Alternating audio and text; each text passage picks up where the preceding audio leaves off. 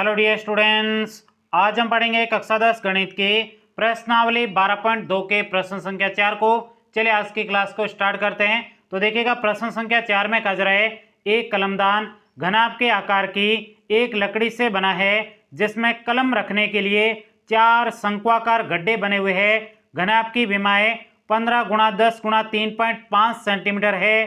प्रत्येक गड्ढे की त्रिज्या 0.5 सेंटीमीटर है और गहराई 1.5 सेंटीमीटर है।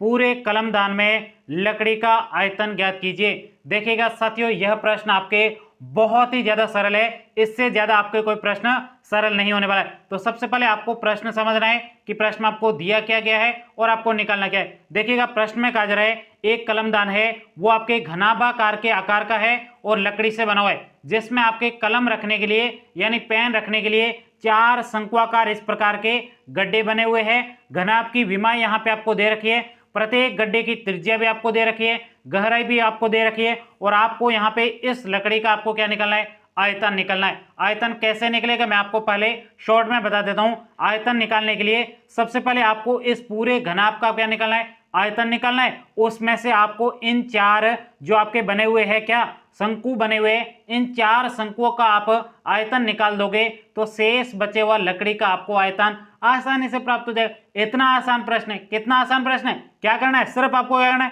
घनाभ का आयतन में से आपको इन 4 शंकुओं के आयतन को घटा देना। इससे ज्यादा सरल और क्या हो सकता है। तो आइएगा, बिल्कुल सिंपल तरीके से हम इस प्रश्न को सॉल्व करते हैं। सबसे पहले यहां पे हम लिखेंगे हल। अब जो प्रश्न आपको दिए गए उसको आपको सिंपल तरीके से लिख देना है। तो यहां पे लिखेंगे घनाभ की विमाएं आपको दे रखी है, तो यहां पे लिखेंगे घनाभ की विमाएं बराबर क्या दे रखी है आपको, 15 × 10 × 3.5, 15 गुणा आपके 10 गुणा आपके 3.5, ये आपको सेंटीमीटर आपको 3 विमाएं दे रखी है। आई बात समझ में। अगला आपको प्रश्न में क्या दे रखा है, अगला आपको प्रश्न में दे रखा है प्रत्येक गड्ढे की त्रिज्या। ये गड्ढा कैसा है, शंकु आकार की, इसका मतलब इस शंकु की त्रिज्या आपको दे रखी है 0.5 सेंटीमीटर। यहां पे लिखेंगे शंकु की त्रिज्या बराबर आपको कितनी दे रखी है, त्रिज्या को r से लिखेंगे। r बराबर आपको दिया गया है 0.5 सेंटीमीटर। इसके साथ साथ में आपको यहां पे दे रखी है गहराई। गहराई का मतलब ये आपके क्या है, शंकु की ऊंचाई आपको दे रखी है 1.4 सेंटीमीटर। यहां पे लिखेंगे शंकु की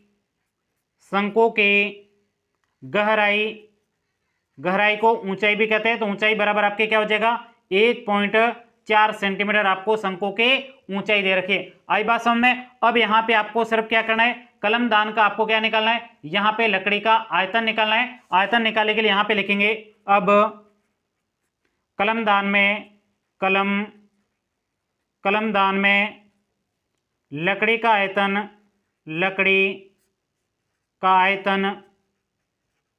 बहुत ही आसान प्रश्न है। लकड़ी का आयतन बराबर क्या हो जाएगा, आयतन कैसे निकालेंगे, घनाभ का आयतन में से 4 शंकुओं का आयतन घटाना है, बहुत आसान है। यहां पे लिखेंगे घनाभ का आयतन माइनस कर देंगे 4 गुणा यहां पे शंकु का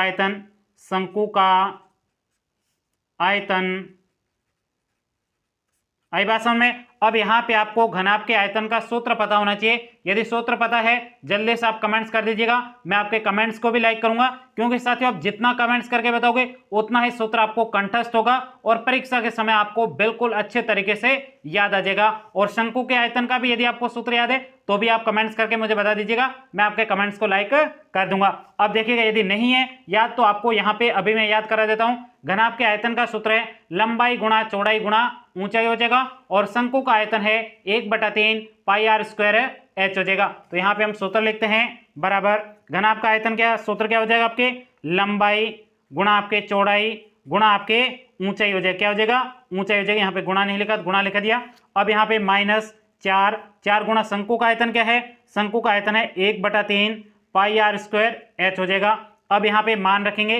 देखिएगा, यहाँ पे आपको घनाभ की विमाएं दे रखी है, इसका मतलब ये लंबाई है चौड़ाई है और ये ऊंचाई आपको दे रखी है घनाभ की, ठीक है। तो यहाँ पे लंबाई कितनी हो जाएगी 15, यहाँ पे लिख देते हैं 15 गुणा चौड़ाई कितनी है 10 गुणा आपके ऊंचाई कितनी 3.5 सेंटीमीटर माइनस ये आपके 4 शंकु है तो 4 लिख दिया। अब यहाँ पे 1/3 गुणा पाई का मान 22/7 गुणा r मतलब आपको त्रिज्या कितनी दे रखी है 0.5, स्क्वायर है 2 बार लिखेंगे 0.5 गुणा 0.5 हो जाएगा, गुणा आपके ऊंचाई आपको शंकु की कितनी दे रखी है 1.4, तो ये आपके गुणा हो जाएगा 1.4, ये कोष्टक बंद। चलिए अब इसको आगे सोल्व करते हैं। 15 गुणा 10 करेंगे तो 150 गुणा आपके 3.5 माइनस 4 की जगह 4। अब यहाँ पे इसको सोल्व करेंगे। यहाँ पे देखो कोई संख्या कट रही है तो उसको काट दो। यहाँ पे देखो 7 और ये आपके 14 कट जाएगा। 14 का मैं आपके 7 का भाग कितने बार जाएगा 2 बार जाएगा, एक स्थान पर पॉइंट है तो 0.2 हो जाएगा। उसके बाद में देखो ये 1/3, उसके बाद में यहाँ पे आपके क्या बचा है 22 का गुणा 0.5 से करेंगे, इसका मतलब 0.5 का मतलब आपके इसका आधा करना, तो यहाँ पे 22 का आधा करेंगे तो कितना आ जाएगा 11 आ जाएगा। अब 11 का गुणा आपको किससे करना है 5 से करना, 0.5 से करना है, इसका मतलब यहाँ पे भी आधा करना है। 11 का आधा कितना होता है 11 का आधा करना आता आपको नहीं आता तो 11 का 5.5 हो जाएगा, कितना आ जाएगा 5.5 हो जाएगा, गुणा आपको करना है यहाँ पे शेष क्या बचा है 0.2। आई बात समझ में। अब यहाँ पे इसको आगे सोल्व करते हैं। 150 गुणा आपके 3.5 माइनस 4 कोष्टक। अब यहाँ पे आपको क्या करना है इसका दोगुना करना, 55 और 55 कितना हो जाएगा यहाँ पे 110, तो यहाँ पे लिख देंगे 110 हो जाएगा। और यहाँ पे 2 स्थानापन्न पॉइंट है मतलब 1.1 यहाँ पे शेष बचा है, ठीक है 1.10 कह सकते हो या 1.1 कह सकते हो, और बटा में आपके कितना है 3, तो यहाँ पे 3 लिख देंगे। अब यहाँ पे इसको आगे सोल्व करते हैं। अब यहाँ पे आपको 150 का गुणा 3.5 से करना है, जल्दी से आप इसका गुणा कर दीजिएगा। इसका गुणा करने पर आपको प्राप्त होगा 525, कितना प्राप्त होगा 525, माइनस आपको कर देना है यहाँ पे देखिएगा 4 का गुणा इस पूरे से कर दो, 4 का गुणा इस पूरे से करेंगे तो 4.40 कह सकते हो या 4.4 भी कह सकते हो, तो भी वही बात है, बटा में आपके हो जाएगा 3, बटा में कितना है 3। अब यहाँ पे 3 का इसमें भाग देना, जल्दी से भाग दीजिएगा। बहुत ही अच्छे कैलकुलेशन तो करनी है, इसमें आपको जोड़ बाकी गुणा भागी तो करना और कुछ भी नहीं करना, ये तो आपको करना आता ही है, ठीक है इसमें समझने की कोई बात नहीं है, आपने क्लास फर्स्ट में भी गुणा करना सीख लिया होगा मुझे उम्मीद है। अब यहाँ पे 4 का भाग कितने बार जाएगा 3 का भाग 4 में 1 बार जाएगा, शेष बचा आपके 1, यहाँ पे दशमलव, यहाँ पे हो गए 14 में आपके 3 का भाग 3 चौक 12 हो जाएगा, शेष आपके 2 बचे तो यहाँ पे 20 हो जाएगा, 20 में 3 का भाग कितने बार 6 बार, फिर आपके शेष 2 बचे 6 4 है, इसका मतलब आगे 6 आएंगे तो यहाँ पे आपको सीधा लिख देना है 7। आई बात, क्योंकि भाग खत्म नहीं होगा 6 आता जाएगा तो 6 की जगह 1 बढ़ाकर आपको लिख देना है 7। आई बात समझ में। अब यहाँ पे देखो आगे सोल्व करेंगे। अब 525 में से 1.47 आपको घटाना आना चाहिए, घटाना तो आता है ना, बहुत अच्छी बात है, घटाना आता है तो जल्दी से कमेंट्स करके बताइए कितना उत्तर आएगा, कर दो कमेंट, कर दिया कमेंट, बहुत अच्छी बात है। अब यहाँ पे इसका उत्तर आएगा आपके 523.53 सेंटीमीटर क्यूब ANS। यहीं तक ही आपको इस प्रश्न का उत्तर लिखना था। आपके यहाँ पे कलमदान में लकड़ी का आयतन आपको प्राप्त हो गया कितना 523.53 सेंटीमीटर क्यूब है ANS। तो उम्मीद करता हूँ ये पूरा प्रश्न आपको अच्छे तरीके से समझ में आएगा। अब हम मिलते हैं अगली क्लास में, तब तक के लिए जय हिंद जय भारत।